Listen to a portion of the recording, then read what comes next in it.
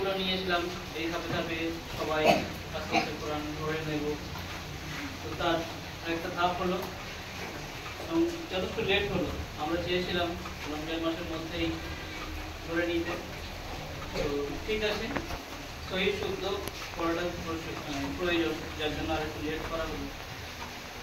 তোমরা জেনে রেখো একটা বিষয়, কোরআন যখন প্রথম অবতীর্ণ হয়েছিল তখন বলা হয়েছিল পড়ো, পড়ো তুমি তোমার প্রভুর নামে, তাই তো?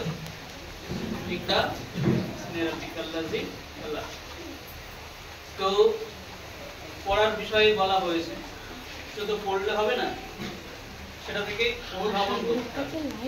রহমানে বারবার বলা আছে, তোমাদের সামনে খোলা আকাশ রয়েছে, সেখানে চাঁদ তারা গ্রহ রয়েছে, তাদের প্রত্যেকে নিজস্ব পদে ভ্রাম্যমান, সেটা দেখে তোমাদের তুই হাসানুরের জায়গায় এসে ওর কাছ থেকে লাইট নিয়ে স্যারের মুখে মার,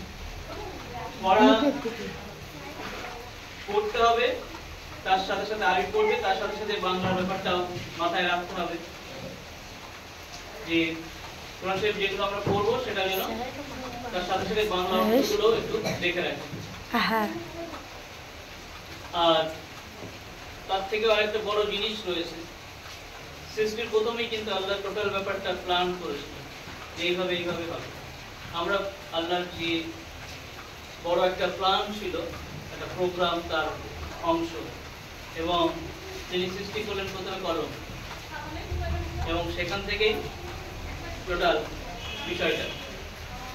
তো তোমরা কোরআন শরীফ করেছো, আল্লাহ আরেক সূরায় বলছেন যে কোরআনকে আমি পাহাড়ে যদি অবতীর্ণ করতাম তাহলে পাহাড় বিদীর্ণ হয়ে যেত। কোরআনের যে মহত্ব, তার যে ভারিত্ব, সেটা পাহাড় নিতে পারতো না বা নেওয়ার ক্ষমতা রাখে না। তোমরা মানুষ, সৃষ্টির শ্রেষ্ঠ, সেই মানুষের জন্য কোরআন মানুষের কাছে দেয়া হয়েছে, মানুষের কাছে দেয়া হয়েছে।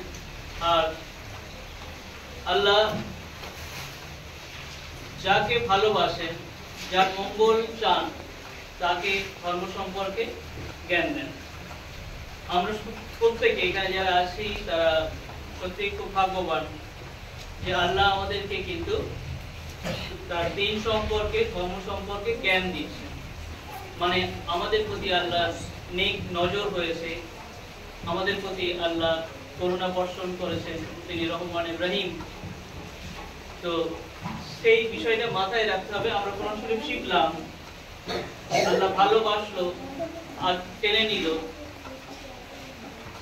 একটা কথাই আছে, যদি কেউ আল্লাহর পথে একটু ধাবিত হয়, আল্লাহ তার দিকে আরো বেশি করে ধাবিত হয়ে যায়। কোরআন শরীফ পড়ার অর্থ হচ্ছে আমরা আল্লাহর আরো নিকটে চলে আসলাম, আল্লাহকে বুঝবার, জানবার।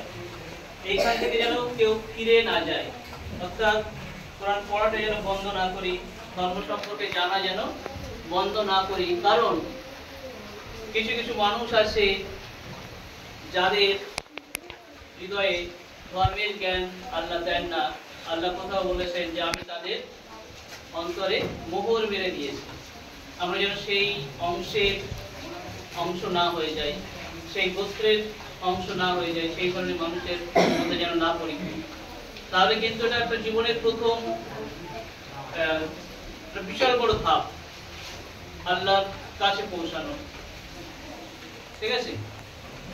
তো এই জিনিসটা তোমাদের শুরু করে দেয়া হলো, একটা বিশাল বড় রাস্তা খুলে গেল। যদি আমরা কোরআনকে ভালো করে রিসার্চ করতে পারি, ভালো করে অনুধাবন করতে পারি, জীব জগতের, সৃষ্টি জগতের অনেক রহস্য সেখান থেকে আমরা বার করতে পারবো। হয়তো আজকে এটা একটা ছোট ধাপ, যেখান দিয়ে তোমরা কোরআন শরীফ পড়া শুরু করছো। আগামী দিনে এরকম হতে পারে কেউ হয়তো কোরআনের বড় রিসার্চার হলো, বড় স্কলার হলো, অনেক কিছু সেখান থেকে আবিষ্কার করতে পারে। সেই একটা বড় যে জার্নি, তার প্রথম ধাপটা আজকে শুরু হলো। আমি এখান থেকে যদি কলকাতায় যেতে চাই, এই হাজার একটা পদক্ষেপের রাস্তা, সেটা কিন্তু প্রথম পা তোলার মধ্য দিয়েই শুরু হয়। আর এই প্রথম পা তোলা শুরু হলো, প্রথম পথ চলা শুরু হলো, এটা যেন কেউ ভুলবে না। সবাই মাথায় রাখবে, অনেক কষ্ট মেহনতের মধ্য দিয়ে যেমন শেখা, তার থেকে বড় হচ্ছে আল্লাহর রহম যদি না থাকতো, আল্লাহ পাক যদি আমাদের না চাইতো, এই জিনিসটা হতো না। আল্লাহ চেয়েছেন, আমরা আগে আসতে পেরেছি, তিনি আমাদেরকে তার নিকটে টানছেন, আমরা যেন এখান থেকে আর পিছিয়ে না যাই। মাথায় রাখতে হবে, প্রত্যেকেই ভালো থাকবে আর ভালো করে পড়াশোনা করবে, ঠিক আছে?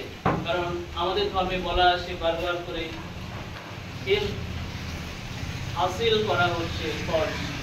প্রত্যেকের জন্য অবশ্য কর্তব্য হচ্ছে জ্ঞান অর্জন করা। জ্ঞান অর্জন করতে হবে, পড়তে হবে।